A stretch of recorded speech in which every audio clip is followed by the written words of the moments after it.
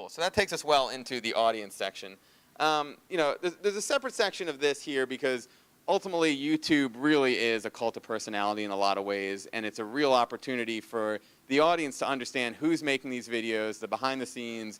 Like Lisa said, you know, in that Partners Project video, there's not so much a veil as there is in mainstream media between, you know, these big celebrities and the creators. In a lot of ways, people view YouTube as a social medium, and they treat it like they're watching their friends, and in a lot of ways they are. You know, there's a real dialogue there between the creator and the viewer. This doesn't have to be, again, in every single video. I don't think that every channel wants to do this. For some channels, if it's scripted content, it might not make sense to end, you know, some big climactic scene with the actors popping up and saying, "Hey guys, don't forget to subscribe," and you know, didn't really die and all that. So, you know, there's an opportunity sometimes to do that. I think in most cases, we try to figure out some way with a channel to connect to the audience and encourage participation, even if it's, you know, take the Gregory Brothers as an example with Auto-Tune the News. That's something where you wouldn't want in the middle of them video, you know, them auto-tuning themselves, telling people to comment and subscribe.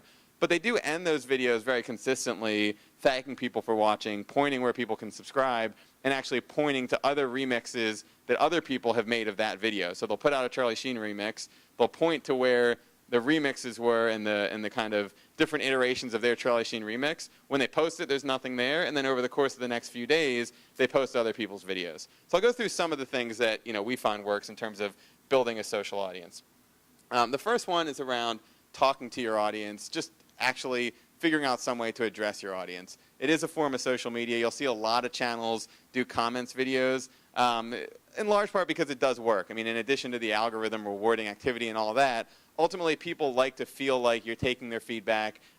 As a creator, I think it helps your content to know what your audience is talking about, and you're going to get a lot more feedback from people if you have some way within your content to address what your audience is saying. And if not in your content itself, your Twitter feed, your Facebook page, or whatever social media you use.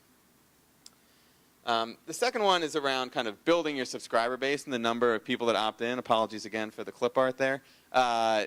You know, there's a lot of ways people can opt in for content now. They can be your Facebook fans. They can follow your Twitter feed. You can get them on your email list. YouTube subscribers, the advantage in a lot of ways is that if you have a YouTube subscriber, they tend to be somebody who's already active on YouTube.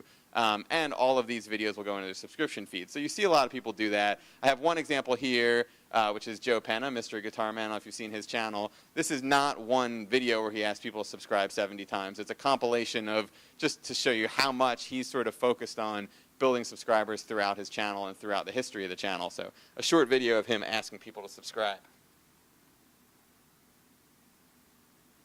If you like this video, make sure you guys hit the subscribe button above, the subscribe button above, subscribe button above, subscribe button above, subscribe button above, subscribe button above, or you can click my face, hit the subscribe button above, subscribe button above, subscribe button. Make sure you click here to subscribe. You can click the gray subscribe button up there if you like this video and you want to see more as they come out. Yeah, I don't know what he was signing at the end there, but yeah, so you know, the advantage of having a lot of subscribers is that it gets people consistently seeing your videos. It's in front of them every time they log into YouTube. And with us, I know on Barely Political, you know, we've been doing this for 4 years. Some of our early subscribers that opted in when we were doing the Obama Girl series might not still be around when we're doing the, you know, whatever videos we're doing now, Batman parodies. But at the same time, a lot of those people have been with us for 4 years, and part of the reason that we've kept them for that long is that they're opted in some form. The other thing that we try to do, and I've seen a lot of partners do, is figure out ways to actually involve people from your audience in the video itself. So a few examples here. Shay Carl, who will actually, because he's out on the streets, you'll end up seeing some of his fans in the videos. That's a video in the middle there where we did a parody of a Kesha video, which ended up getting, I think, 76 million views or something. That was our biggest video to date. Then somebody else sent us a video where they redid the parody that we did, and we liked it a lot, so we actually put it on our channel, and then their video interpretation of our video got 10 million views on our channel, and we ended it and sent people to their channel. So as soon as that happened, then we saw all of our, well, not all of them, but a lot of other people starting to redo our videos and participate, knowing that we would call out those videos. So that kind of interaction has worked well for us. There's another example there, Daystorm, who you probably have heard of and saw in that Partners Project video. He uses viewer comments and suggestions for pretty much all of his videos, or at least all of his songs and big ideas. And then here's an example of a video where he actually did an entire song that was made up of viewer comments, and kind of keeps people knowing that they're actually paying attention to what they're saying. I don't think this will be news to anybody here, but YouTube isn't the only place you can communicate with fans, so we try to figure out which actual social media makes most sense for different people to build their own audience. Sometimes it can be tough to try to maintain a big Facebook and a big Twitter, and of course, soon to be Google Plus being your most important of those. You've got all these different places where you can build an audience. A lot of times, if you just have them and post to all those places, it's smart because your fans will find their content in different places. But then in addition to that, it kind of gives you an opportunity to do some things which you wouldn't necessarily do in video form. Shout out other channels or potentially communicate in some way that doesn't fit into a video. So that's kind of the section on the audience itself and building that. We are in the platform section, and we are talking about different ways that the platform can work for you. Let's start with viewer data. So viewer data, we've got kind of 3 buckets here. There's a lot of different things you can do with the platform, but one would be to actually look at who's watching your videos, how long they watch for, who they actually are. I have to admit with Barely Political, once we started looking at our insight, it did, in some sense, alter the way we thought about making content. We had an audience which was initially probably 30 to 40 years old with the Obama Girl series. A lot of people who were really into politics, who found out about the Obama Girl through CNN and Fox News and Good Morning America. So it was a bit of an older audience. When we started varying our content and doing more around pop culture and music and movies and just plain sketches, we started realizing we had a huge audience that was also 12 to 20 years old. So, in a lot of ways, actually paying attention to the age, the gender, the location of your audience might help you think about, the type of audience that's watching your videos. For some people, they might not care, and that's fine if you just want to make what you want to make. If you feel like you want to pay attention to sort of the feedback of your audience and the kinds of things that they're going to watch, that insight can be really valuable. I don't know the percentage of liars. I would say that, generally speaking, I've found, and I've looked at a lot of our channels, for whoever lies and says they're 99 years old or whatever it is, to not be a big offset. Barely Political is an example. We check our Facebook pages where there's pictures of everybody. We get actual viewer mail from people. It seems like it lines up pretty closely. When we do live chats and we actually see the people, I wouldn't say that there was anything that was too far off. But it's something to take into account. I mean, there's certainly a certain percentage. It's not going to be exact, but I think ultimately it balances out to be a really good representation.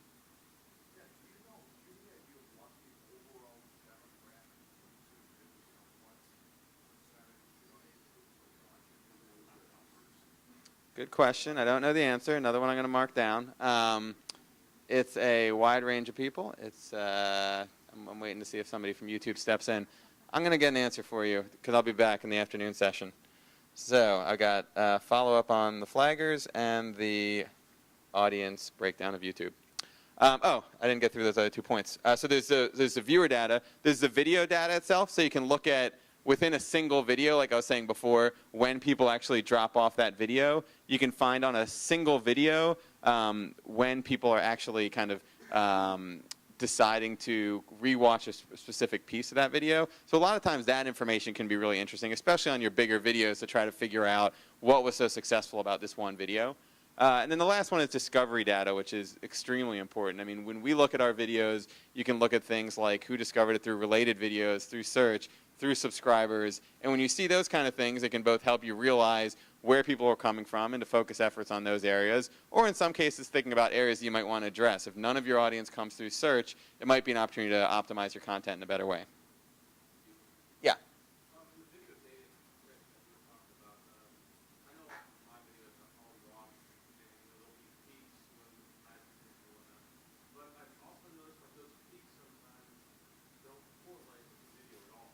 Right.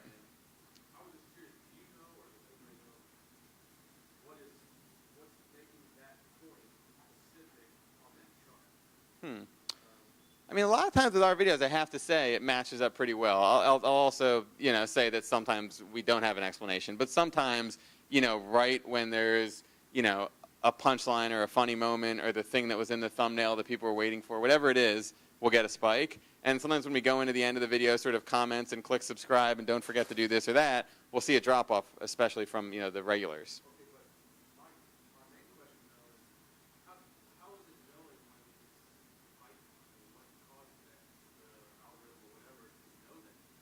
Oh, like how does the computer actually figure it out? It's computer stuff. I don't know.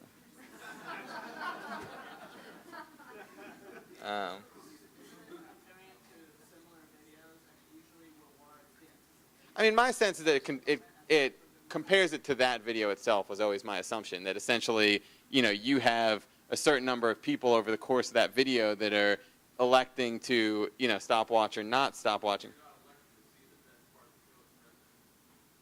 When it goes up, you mean? So, again, I don't know if there's a Google kind of experienced engineer type person that could answer how that's actually determined, but I always thought, it could be that people are rewatching that part, actually going back and retracking it. It also could just be that is sort of, again, this is my assumption, the point in the video when the least people were dropping off, so that has a higher rating. You know what I mean? So optimizing for search, YouTube is the second biggest search engine right after Google. So a lot of things that you can do would be within the video itself and thinking about the kinds of subjects that people search for. And that could be in a lot of different topics. It could be pop culture. If you do a show about food, it could be what are the recipes people are searching for. If you do a how-to kind of show, it could be what are the kind of advice people search for. But ultimately, people search a lot on YouTube specifically for one type of video, and you want your video to pop up in the results there.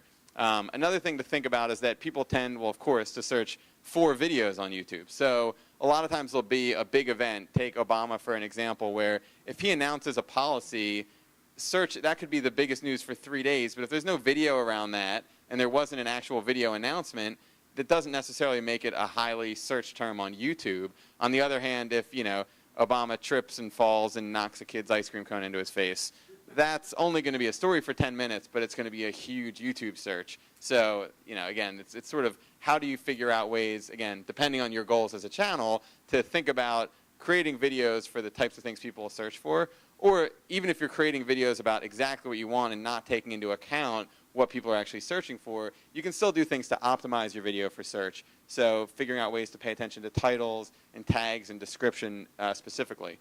So in terms of actually figuring out what people are searching for, there's a lot of resources. One of them is just literally starting to type words in the search bar and seeing within those words what words are searched and then what words are searched after those words. If you search for Chicago, you would probably get, bulls and bears and I don't know what else is from Chicago, Sears Tower. So then, no, I don't think people are searching for the Sears Tower on YouTube. But, things specifically to Chicago, if you're doing a show about Chicago, you can just do that on your own. With the YouTube keyword generator video targeting tool, you can find words. With YouTube's trending topics, there's actually a section of YouTube, which there you can see on the bottom left, shows what words are trending on YouTube. And then also just looking at kind of specific channels and just paying attention to what are big videos on channels and is it a result of search sometimes.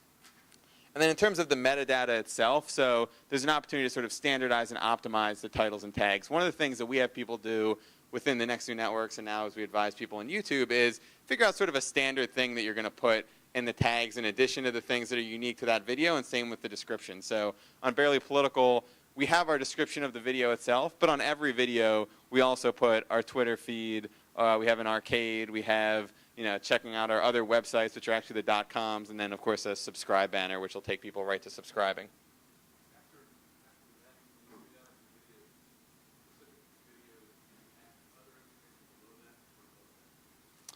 We put the other information below it, but there is a kind of a above the fold in YouTube when you're watching a video where you only get about 2 lines of text. So a lot of times we'll try to squeeze within there an actual link that people can click to subscribing or to another video. But usually it's just 1 line describing the video and then goes right into more Barely Political here to subscribe. Some videos, if we feel like, we knocked it out of the park and people will really, tweet it or put it on their Facebook page, we'll actually put that in the first line of description, tweet this to share it or something.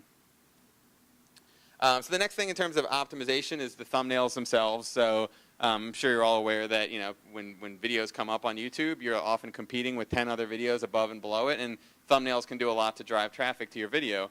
We have kind of general guidelines around what makes a good thumbnail in terms of making it clear and bright and visually compelling and good composition, and basically things that if you're watching a whole slew of thumbnails because you search for a topic, what are the things that are going to make people click your video? But then also it's really important that it accurately represents the content itself. One, because it can actually get your channel flagged if it doesn't, but also because, again, it won't help your attention scores or the channel. If you have a thumbnail that's unrelated to the content, people get there and they realize early that it's not what they were actually searching for.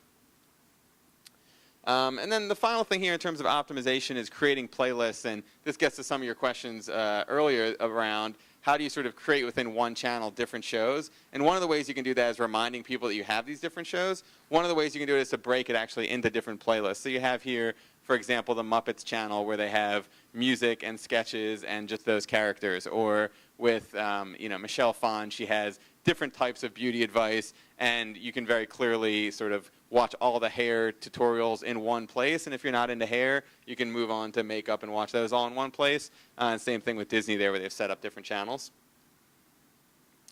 And then in terms of utilizing annotations, and we've talked about a lot already the way you can use annotations to get people to subscribe and point people to do things. The other thing which we've done a lot with Barely Political specifically is use the annotations to keep people sort of in our world of videos and realize that there's a lot more there beyond the first one. So we end all of our videos now in the Key of Awesome series with a grid of about 15 other Key of Awesome videos that they can actually click right after they're done watching the one they just watched. And those actually all are playing, and it gives people an opportunity to sort of pick the one that they think is most relevant to them. Most channels right now have sort of come up with their own creative spin on how do I use the end of video to send people to other things. There's another good example there where Smosh is actually promoting 5 or 6 different things with their comments. They've got at the top there asking people to comment something specifically. They've got clicking to other videos related to the video that you just watched. They've got a separate thing you can click to subscribe. And then at the bottom, they're actually thanking a sponsor for that video. So you have an opportunity with annotations to sort of address different audiences. And of course, you can also change them over the lifetime of a video. So if you had a big video out, you could go back and change annotations on your other videos and try to get people to watch your new one even after the fact. So, yeah. I want to ask about shows. I think you all use Yeah.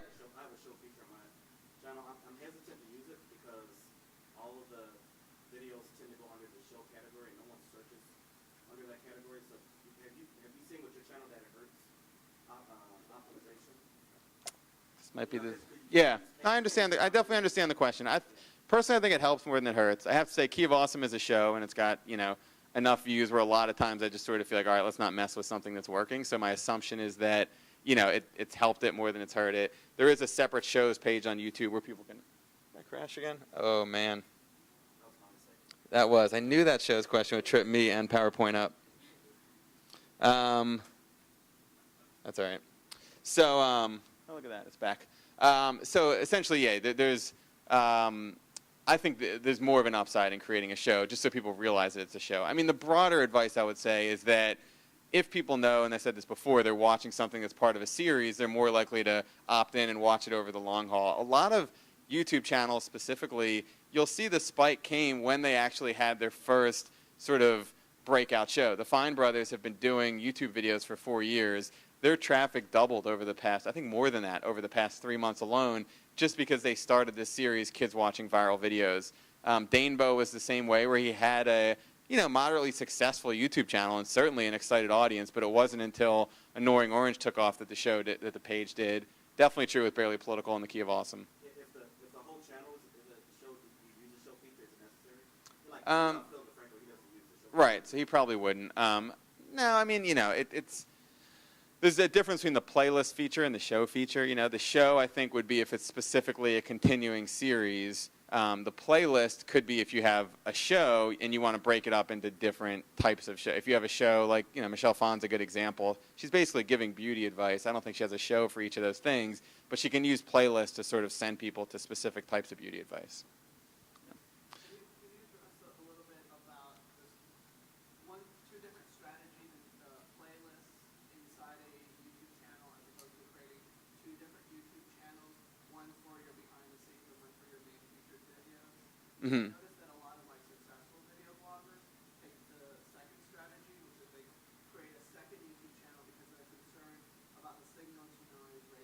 Yeah, sort of diluting maybe the main channel. But then again, I'm noticing that your strategy is to create playlists inside that channel. Right. Can you talk a little bit about that? Yeah, so again, it's tough to give a yes or no. I'll give you a few reasons why Barely Political, we do it on our channel.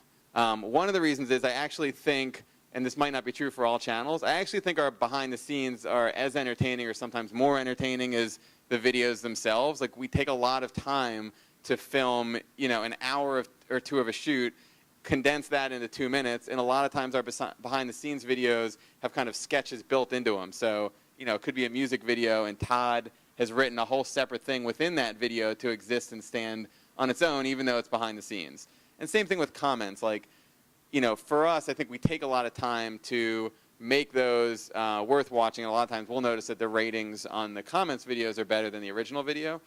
For some channels, and it's tough for me to speak for, Freddie or Epic Mealtime or other people that have done this, but, in his case, his videos are so good and big, and, I think to some extent probably what he's thinking is that, he wants to keep just his best stuff to that channel.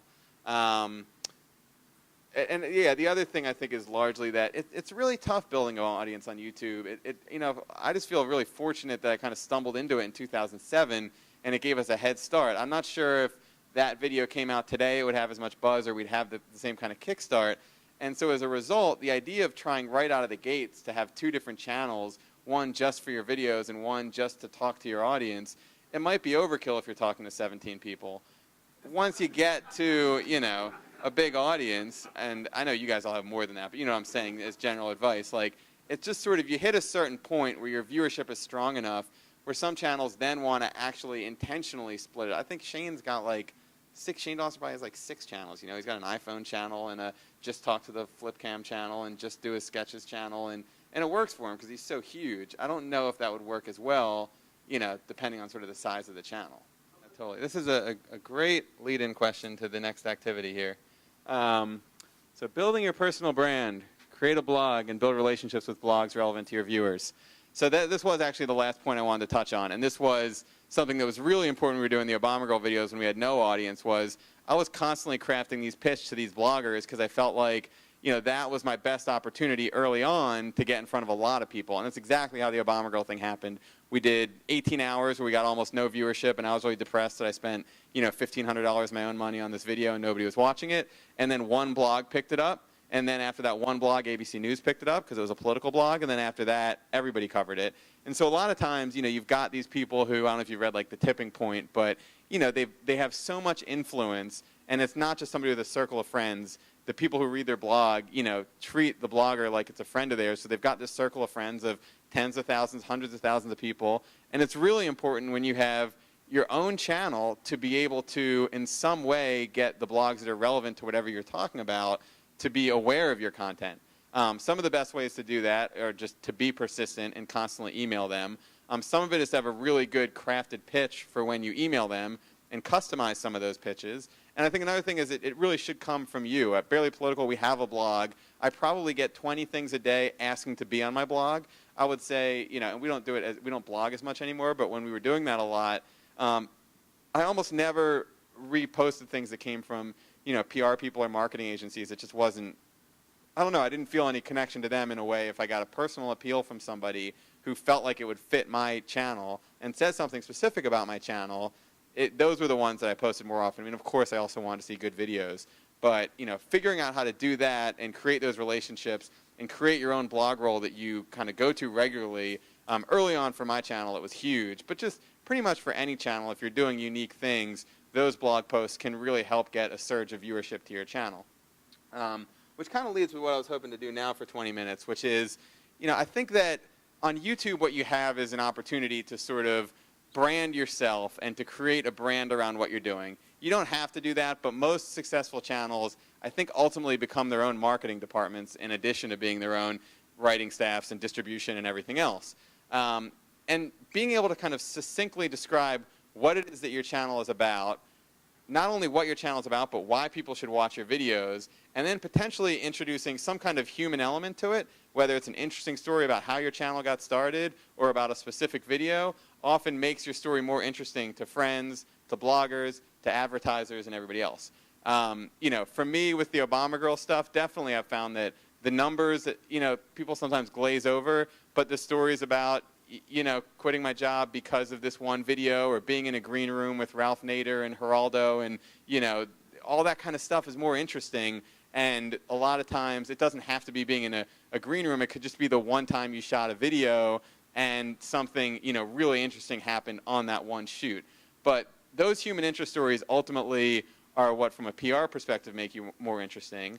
And being able to describe what it is about your channel that makes it unique will help spread the word around it. You know, from a business standpoint, when you're building a business plan, a lot of times, you know, you need to have your elevator pitch down cold, in part because you're counting on, after that pitch and describing your channel, other people being able to then essentially rephrase and spread the word for you. And if you haven't been succinct for, you know, why you're there, what you're about, what your reason for being is, it's going to be really tough for other people to pass that on. Sort of conclude by saying you've got two ends to this thing. You've got creating the video, which is the most important. How do you create something people are going to watch? If you don't have, you know, content people are going to watch, it doesn't matter how many tips and tricks you do. And then there's sort of a laundry list of all these things you can do to optimize and continue to improve your channel.